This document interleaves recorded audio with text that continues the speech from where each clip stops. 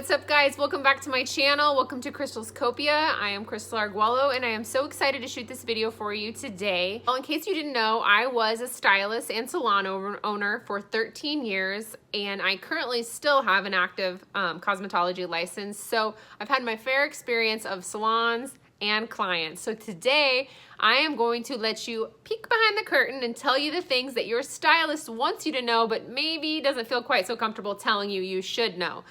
This video is going to give you 10 things that your stylist wished that you knew. Why is that important to know? Because I'm going to help you become your stylist's favorite client, which is going to help you to get the most amazing service that they can provide and also the most longevity out of that service. So if you're interested to learn more, just keep watching. All right, guys, the first thing that your stylist wants you to know is to be on time. Now, I know that sounds like common sense to be on time, but there are bigger reasons afoot here. It's not just because it's good to be punctual, be considerate of a stylist's time, but it's also important for you as the client, especially if you're coming in for a chemical service. Most stylists, especially experienced seasoned stylists, book very strategically, meaning they want to be able to get the most amount of people in while giving the best service. So what they do is they tend to do some amazing Tetris with these clients. They double book or they move things around in allotted time so that they can fit you in exactly with exactly the right amount of time that you need for that service. Why this is important to you is because if you have a stylist that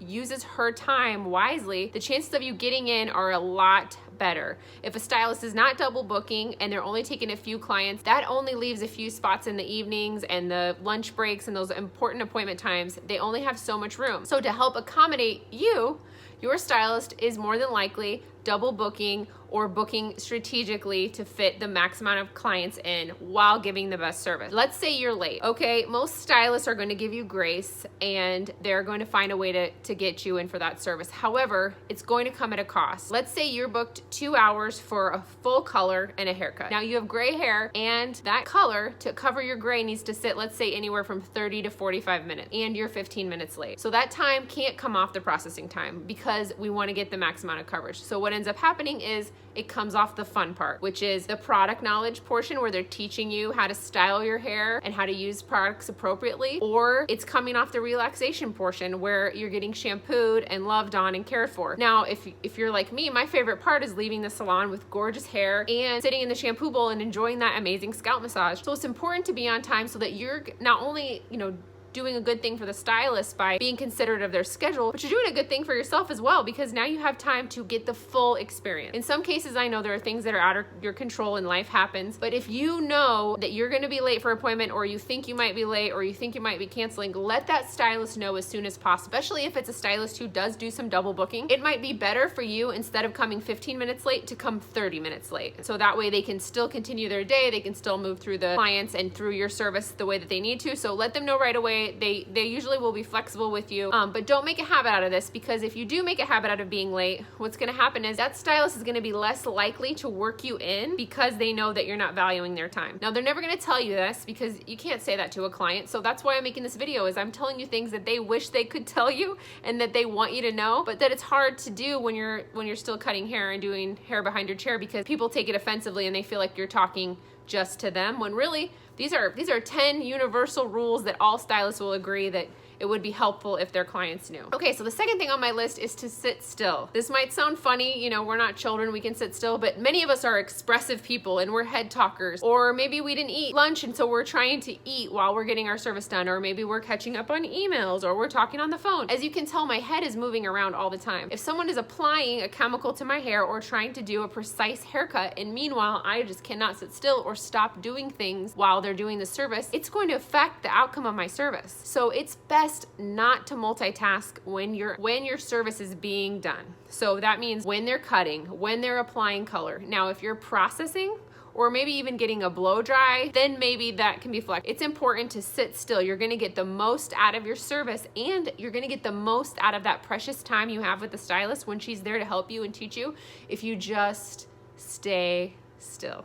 Okay, that's my second tip. My third thing that the stylist wants you to know is to be honest. Many times people will sit down in the chair and the stylist will say, Crystal, did you get any color done in between the last time? No, I didn't do any color. When clearly you can tell I applied a color to my hair. or I went to another salon and had a color applied. This would be equivalent to going to the doctor's office for an issue, and when they're looking over your paperwork and they ask you, are you on any medications? And you say, no, I'm not on any medications, when in reality you are, that can have a very negative effect. It's the same thing with hair. These are chemicals working together or not working together. And so we need to know what's on that hair. And it doesn't matter if it was 6 months ago since you did it, because long hair, my highlights down here are from over a year ago. But it's still important that my stylist knows that I have lightener all the way down here, because she doesn't want to overlap, or he doesn't want to overlap those chemicals, because it's going to damage my hair. And at the end of the day, our goal is to keep your hair healthy and looking great. You're a walking billboard for us, and so be sure to be honest about what you've done to your hair. And that goes the same with cutting. If you've done a little bang work on the side, you need to let your stylist know, because they're going to be able to adjust and fix and help you through those issues. So if you have cheated on your stylist or you've played hairdresser yourself, please be honest and let them know. It's only going to help them to better help you achieve your hair goals. That being said, as well, with color, if you lie about what's on your hair, and I don't know what's on there from 6 months ago, I'm creating a formula and I'm creating a processing time in my mind for what I'm trying to achieve. If I don't know what's under those layers, I can't really, give you an accurate formula if I don't have all the information. So that can lead to you sitting there for 45 minutes thinking you're getting these beautiful blonde highlights, and then we pull you out of the processor and your hair hasn't moved because it's got 4 different types of color underneath that we didn't know were there. So be honest with your stylist. She'll appreciate you for that. And second part to that one is to be honest with your stylist if you're not loving your style. If something's going on with your color or your haircut that you're just not feeling, if you know it right then, tell them right then. I know sometimes you have to try something before you realize you don't like it, or you have to live in it to see if you're going to like it. But in some cases, I know immediately when something is done, like, oh, I'm not feeling this. And it's better to let your stylist know right away, because then they can better, find time for you in a timely manner to correct what's going on, or right then adjust it, fix it, tone it, whatever they need to do. So I know it's difficult sometimes and you're worried you might be hurting their feelings, but they want you to love your hair. And so they want your opinion. And that being said, if a stylist is giving you grief about you expressing what you're wanting or liking, then it might be time to find a new stylist. This might not be your person. You need to find someone that you can communicate clearly with, because you're going to look at that hair every day in the mirror and you're either going to love it or hate it. So we want you to love it. Tell your stylist if you don't like it. My fourth thing on my list that your stylist wants you to know is that it's important to be faithful. I know sometimes things come up and you're traveling and you have to go somewhere else to get your hair done, but if you have high maintenance hair or lofty hair goals, if you're trying to grow your hair long or go from really dark brown to really blonde hair, it's important to be faithful to a stylist, because it's going to help protect your hair's integrity. If a bunch of different stylists are using a bunch of different chemicals and they don't know what's been on there before, and you can kind of tell them, but you can't really tell them exactly, it can cause damage. You can cause overlap and breakage in the hair. It can dry the hair out. If you're trying to grow, out layers and this stylist doesn't realize that and she cuts you a bunch of layers, it can set you back for months and months of progress.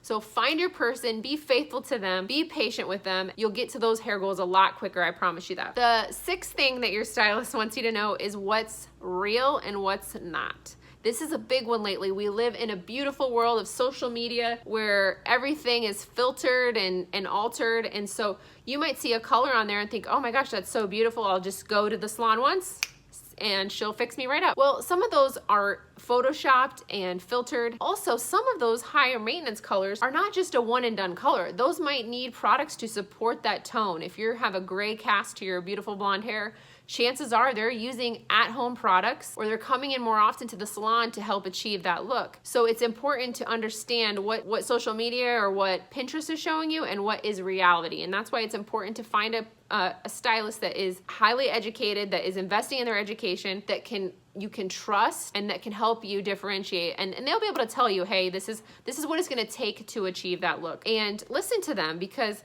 at the end of the day, they want you to love your hair. And so if you're on a tight budget, that particular style that's very high maintenance, that needs a lot of products to support, that needs a lot of repeat visits to support, that might not be the look for you. So be honest with them about your budget, about your lifestyle, and what you're looking to achieve, and then they can tailor that to you, because it might be a variation of something that you're looking for. It might not be this exact high maintenance thing, but find a variation of that same look that's gonna fit more readily into what your lifestyle can afford and what your time can afford. I know sometimes these styles are so beautiful, but some people don't have an hour in the morning to just focus on hair. So be realistic with your stylist. She's gonna help you get there. He's gonna help you get there. The 7th thing on my list that your stylist wants you to know is about the price. Now, this is a touchy subject. I know sometimes I have heard people say in the past, well, I'm paying X amount of dollars and it only takes them 30 minutes or it only takes them an hour. Guys, this is not like a spa service where you're paying per minute.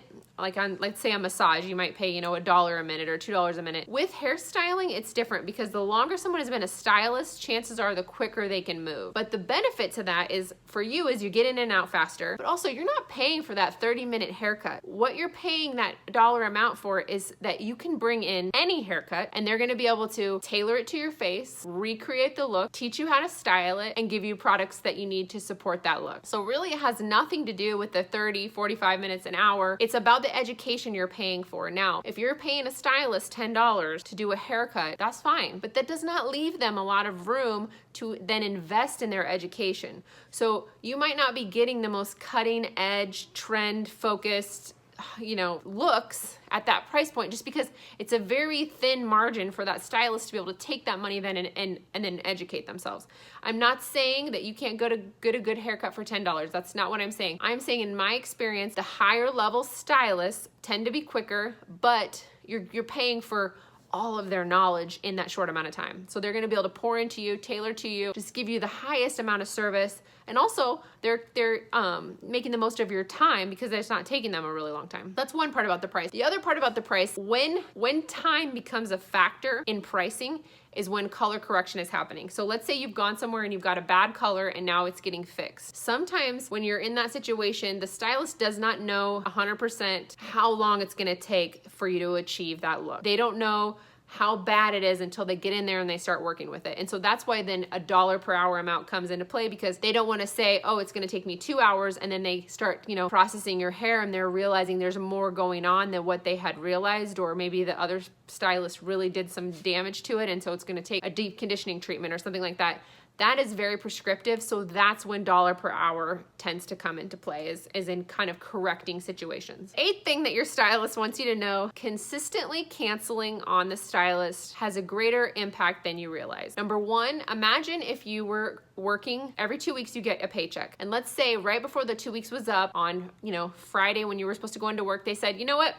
Don't come in today and we're not gonna pay you. That's what it's like for stylists. Most stylists work on commission and they're planning on X amount of dollars. Now, I'm not telling you that you can never cancel. I know life happens and some things are unavoidable. If you're sick, if your kids are sick, I get it. But if you're making a habit of mismanaging your time and it's at the cost of your stylist, do not be surprised if their availability for you starts to go down. Because if someone is constantly canceling on me and not taking my time and my family and my livelihood into consideration, it's going to be much harder for me to come in early and stay late like I would for one of my loyal clients. Stylists are generally very good people, meaning we love our clients. We tend to get in relationships with them where we talk about, all different parts of our lives. We truly love and care about our clients. And so it is very hurtful when we don't feel that in return. So keep in mind, this is someone's livelihood, respect their time. And if you do have to cancel, just don't make a habit out of it. And usually if you don't make a habit out of it, that stylist will work hard to get you in a timely manner. 9th thing on my list is in relation to products. So here's what your stylist wants you to know about products. If I am a professional hairstylist, I am trained in professional products. It's very hard for me to equate that to a drugstore product. So if you come in and you say, hey, I can't afford this product, what can you recommend I get at Walgreens or Walmart or Target that's going to be like this product? That's a hard question to ask because I'm not trained on drugstore products. However, what you can ask is if you are on a budget, stylists get it. We know that everybody's budget is different. Some people can afford this with hair and some people can afford this with hair, and that's okay. So it's best to be transparent with that stylist and say, hey, this is what I'm looking to spend. This is how often I'm looking to come, and here's what I can afford on retail. If you tell them that, they can customize your haircut and color to maybe get a little more longevity out of your colors so you're coming in less often. Or maybe there's a smaller color service that you can do, like a retouch or something that's gonna save you money, or longer in between haircuts. And that with products is the same thing. You can always say to the stylist, hey, I can't afford to get all of the stuff you use on me. I would love to, but I just can't. what one product is gonna give me the most bang for my buck. Because I've used drugstore products, I've used professional products, and a lot of times when you're using conditioner from the drugstore, it takes this much, you know, with long hair, it takes a pile of conditioner to even get through your hair. Where if you're using a professional product, you're gonna use a lot less. So sometimes it's closer in price than you realize because the products are so much more concentrated. That being said, professional products are sometimes sold at these retail stores. You might say, oh, my stylist sells that and I saw it at Walmart. I'll just buy it there, it's cheaper. I would strongly recommend you not do this for a couple reasons. Number one, sometimes the product is diverted, meaning it's been sold by a salon that's closing down, so you don't know how long that product has sat on the shelf, if it's got too hot or too cold, or if it even works anymore. Second of all, it can ruin your experience with a professional product if you're not getting a recommendation on how to use it. There are a lot of products out there with a lot of different uses. You use them wrong, you might try it once and say, oh, this sucks, and I just spent $15 on it. Yeah, you saved $2, but your stylist would have told you, hey, that's not the right one for you. I wouldn't have bought that. So trust the professionals, allow them to help you. Even if it's a budget question, they want to help you. They want you to love your hair. So ask them if you need a recommendation. Okay, my 10th and final thing that your stylist wants you to know is to be kind. This can get you so far. I had clients that I adored, that I would come in early for, stay late for. You know, if something happened in their lives that, you know, they needed help with, I would bend my schedule in order to help them because of the way that they treated me when they were in my salon and in my chair. So be kind to your stylist. It can really go a long way. They love and care about you. You be kind to them, they'll be kind back to you. And so those, I hope, were helpful for you. I hope that if you're guilty of any of these 10 items that you're not feeling bad, because as my friend Becca says, when we know better, we do better. So use this information to your advantage. Become your stylist's favorite client so that you can get in and love your style and have the best experience possible. If you like videos like this, please give this video a thumbs up, share it with your friends, and don't forget to hit that subscribe button. It helps me more than you know. I appreciate your time in watching this video. Have a fabulous day. Bye.